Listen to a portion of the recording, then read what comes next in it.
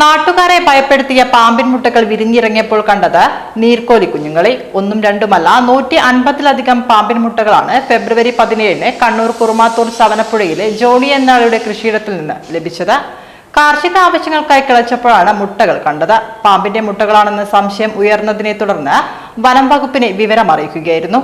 തളിപ്പറത്ത് ranger PV Anoop Krishnan അറിയിച്ചതിനെ തുടർന്ന് വനം വകുപ്പിന്റെ കീഴിലുള്ള മാർക്ക് റെസ്ക്യൂവർ അനിൽ തൃച്ചംബരം എത്തി പരിശോധിച്ച് ഇവ നീർക്കോലിയുടെ മുട്ടകളാണെന്ന് പറഞ്ഞെങ്കിലും നാട്ടുകാരുടെ ഭയം വിട്ടുമാറിയിരുന്നില്ല.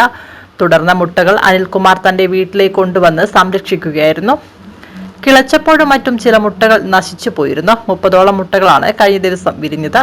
നിരുപദ്രവകാരിയും വിഷമില്ലാത്തവയുമാണെങ്കിലും നീർക്കോലികൾ ഇപ്പോൾ അപൂർവമായി കൊണ്ടിരിക്കുകയാണ്. നീർക്കോലി കുഞ്ഞുങ്ങളെ അവയുടെ ആവാസ വ്യവസ്ഥയിൽ വിട്ടയക്കും.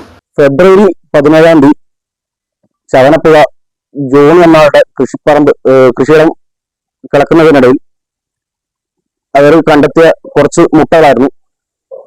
അവർക്ക് ആദ്യം സംശയം ഉണ്ടായിരുന്നു, കുറേയേറെ മുട്ടകൾ കാണുന്നു, എന്തിന്റെ ആണെന്ന് ഒരു സംശയത്തിലായിരുന്നു.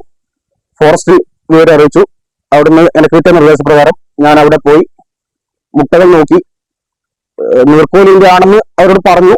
എന്നാലും അവർക്കൊരു ഭയം, ഇത്രയേറെ മുട്ടകൾ നീർക്കോലി ഇടുമോ എന്നൊക്കെയുള്ള സംശയങ്ങളുണ്ടായിരുന്നു. അങ്ങനെ നമ്മുടെ റേഞ്ചർ സർ PV അനൂപ് സാറിന്റെ നിർദ്ദേശപ്രകാരം മാർക്കിന്റെ പ്രവർത്തനത്തിൽ സംരക്ഷണത്തിലേക്ക് മാറ്റുകയായിരുന്നു. ഏതാണ്ട് 100-ന് മുകളിൽ മുട്ടകൾ കിട്ടിയിട്ടുണ്ടായിരുന്നു.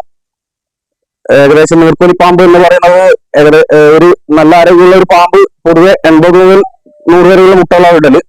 ഇതിലിപ്പോ എനിക്ക് സംശയം വരുന്നത് ഒന്നിൽ കൂടുതൽ പാമ്പുകൾ അവിടെ മുട്ട ഇട്ടിട്ടുണ്ടോ എന്നാണ്. 100-ൽ 100 മുട്ടകൾ കണ്ടിട്ടുണ്ട്. അവിടെ വെച്ച് തന്നെ ഇവരാദ്യം കണ്ട സമയത്ത് തന്നെ അത് വെയിലെല്ലാം കൊണ്ട് കുറച്ച് മുട്ടകൾ അവിടെ നിന്ന് തന്നെ മോശമായിട്ടുണ്ട്. ഇപ്പൊ നിലവിൽ എന്റെ അടുത്ത് കൊണ്ടുവന്നതിൽ ഒരു 31 വിരിഞ്ഞിട്ടുണ്ട്. ബാക്കിയുള്ള കുറച്ച് മുട്ടകൾ വിരിയാനെങ്കിലും ബാക്കിയുണ്ട്.